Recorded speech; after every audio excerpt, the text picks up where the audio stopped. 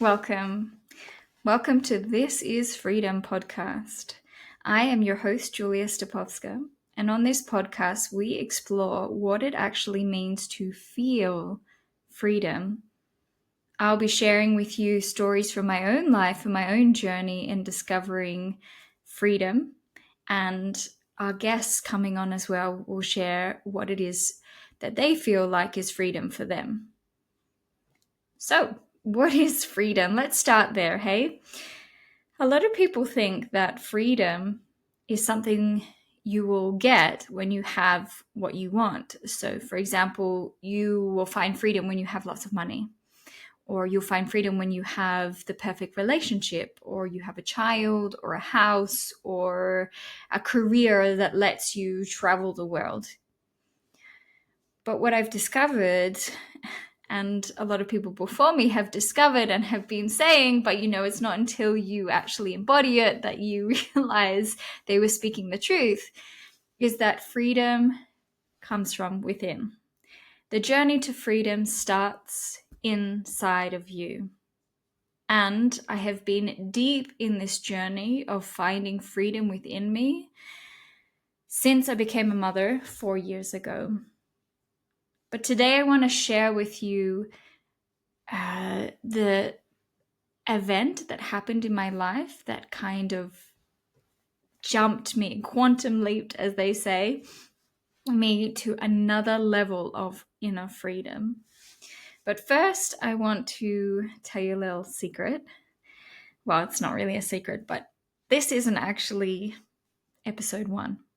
I actually recorded the episode last week, and it was great. I had a really good run, and it was sunny outside, and my hair looked good, and I was wearing nice clothes. And then I shared with my partner. His name's Mario, and we've been together for 15 years, and we have 2 little girls together. I shared with him that the first episode is actually about us and about what's been happening in our relationship, my most intimate relationship. And he was like, "Oh, Julia, do you have to? I don't really feel comfortable with you sharing our life with people."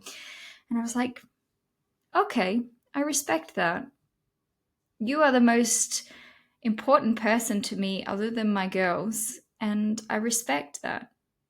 So I went back to the drawing board and I was like, how can I talk about this issue that's on my heart that I feel compelled to share with you in a way that still respects my relationship? And this is part of the story. So here I am today with you. I've got a small window where I want to hopefully give you everything that you need while my girls are out in care. It's raining outside. My hair is wet because I've been outside with the girls. But I'm showing up here because this is really important. And I have a little bit of fear and resistance to be here and to talk about what's going on in my life. And that is an indication to me that I need to lean in and share. But share in a way that respects everybody that's involved. Because I am all for harmony in relationships. Harmony within and harmony without.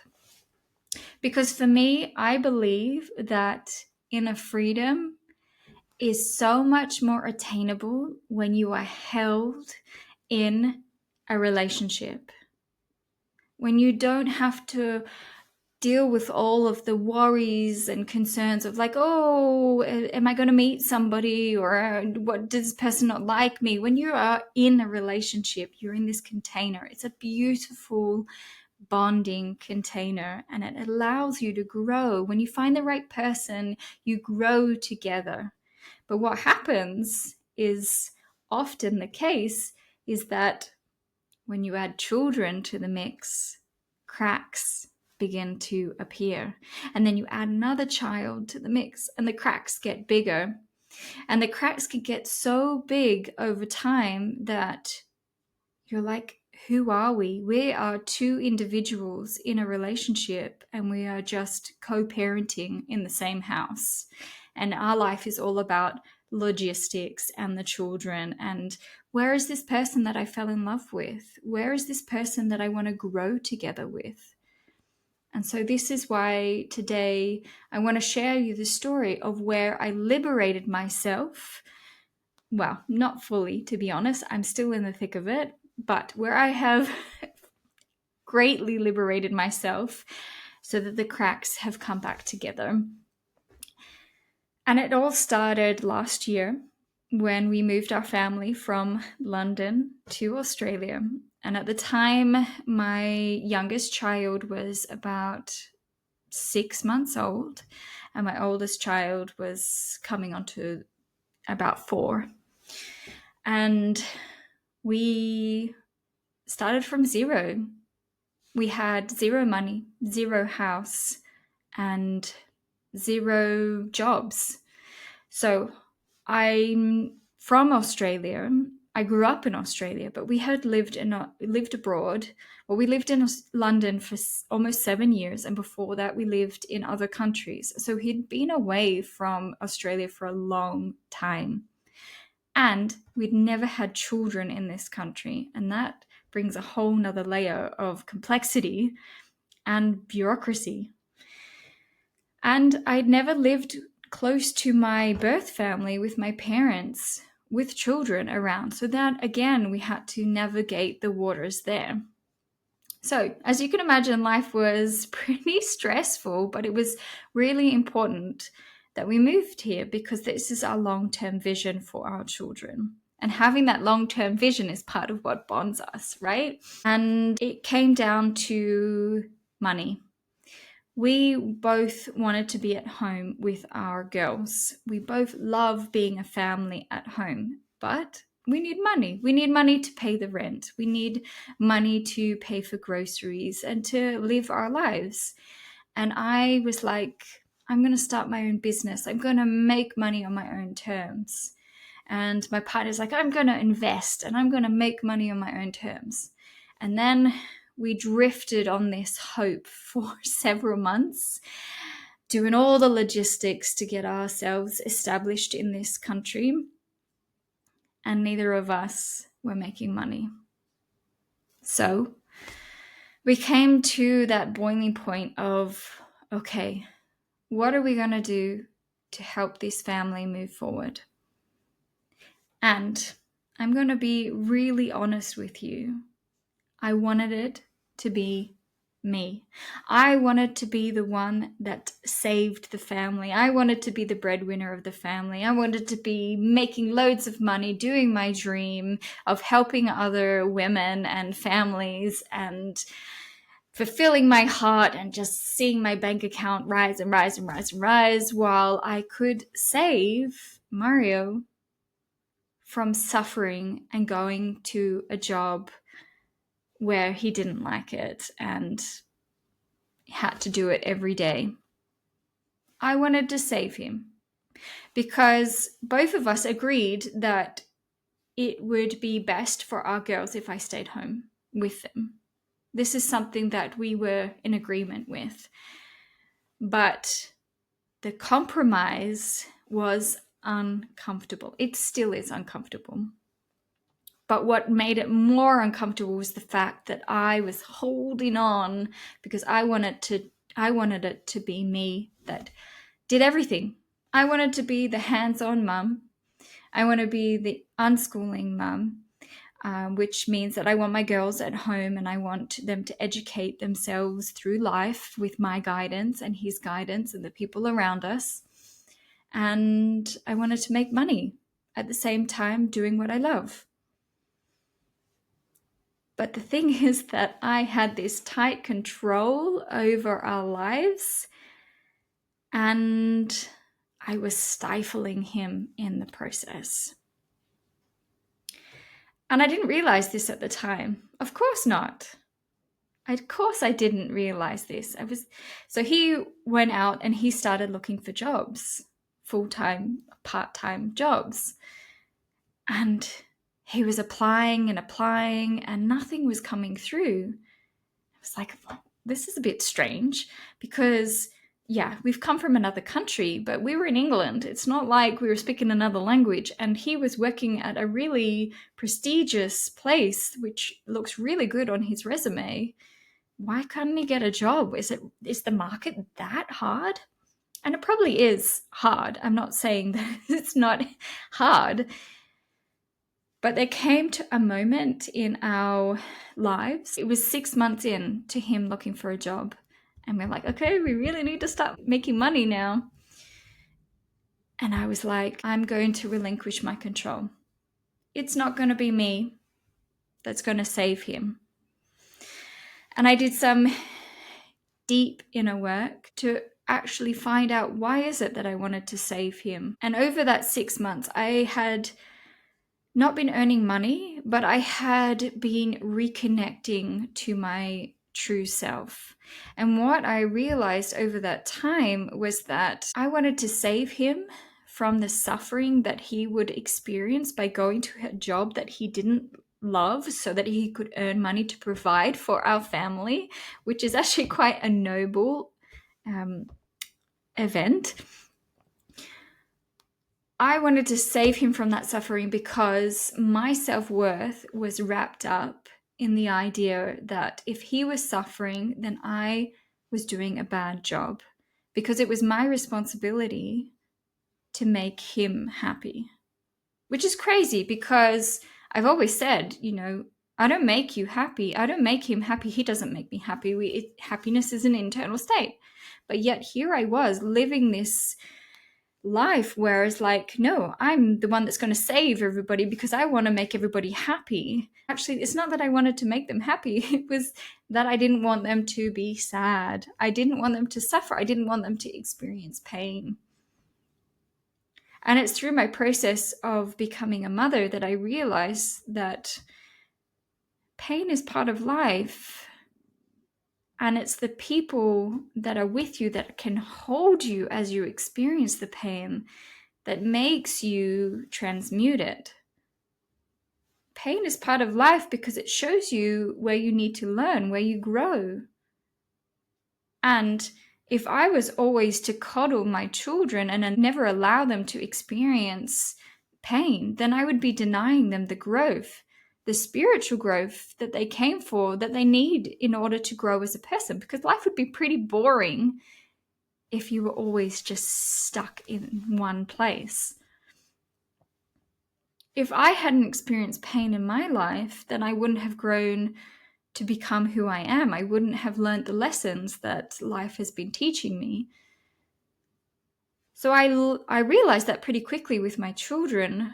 But what took me ages to realize was that I was doing that with my partner. And our energetics are so intertwined. And I will prove this to you. It was so crazy. So it was 6 months in. He still hadn't got a job interview, even though he's very, very qualified. And I said, you know what? I'm going to relinquish my control, and you are going to be the one that provides for the family. And as soon as I made that decision, the next day he got 2 interviews. And later down the track, he got a 3rd interview. He got a part-time job. He then moved on to a full-time job. And it was a slow process, but it was me letting go of the control. It was me actually letting go of the need to control the happiness of my family, and realize that actually by him stepping up into the role of providing for our family, it was giving him a sense of responsibility and importance, that he had a role to play, a significant role to play in our family in this period that we're in at the moment, in this transition period that we're in. It's not like he's going to play that role all his life. But without him stepping up into that role, we may never get to the vision that we have for our family. And who was I to deny him that opportunity to step up and take that role, because I was scared that if he did that role, then he would be suffering. But actually, he was suffering because I was trying to control everything. And this has liberated me. Oh my God, I had a huge sigh of relief, being like, all the pressure was taken off me. I am not the one that is providing financially for our family right now. I am the one that is holding the vision of where our family is going to go. He is holding the family together in this material world while I nurture our children and expand our vision for the future. It has allowed me to just take off in what I believe is going to happen for us. I have this strong sense of knowing that we're on the trajectory is just this compromise that we have at the moment where we're in transition. And without his support, we could never transition because, let's face it, as a girl, I was taught that I could be whatever I wanted to be. I could do it all. And I can do it all, but not all at once. I don't want to do it all at once. It's too much pressure. And as a girl, I was also taught to moderate the emotions of those around me. And I'm very good at that. I'm very good at keeping the harmony at home. But the problem is that I was putting so much pressure on myself to be everything for everyone, to do everything, to achieve these really high goals at a really high standard. And I expected everybody else in the family to maintain that really high standard.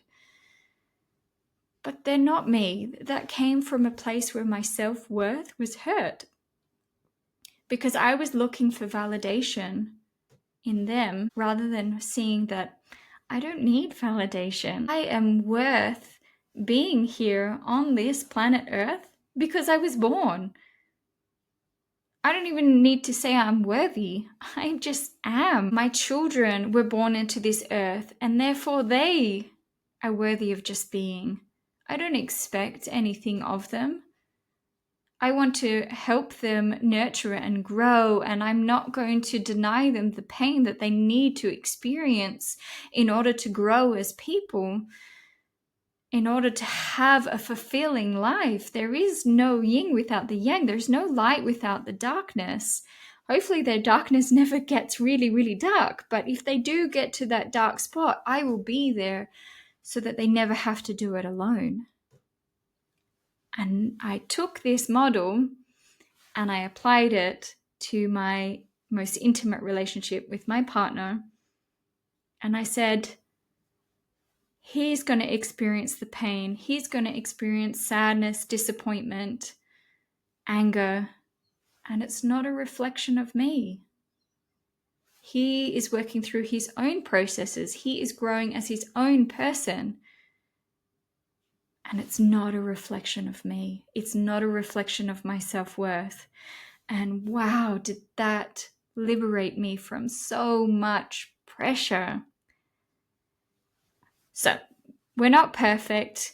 We still are getting there. This is a journey. We go, one step forward, two steps back.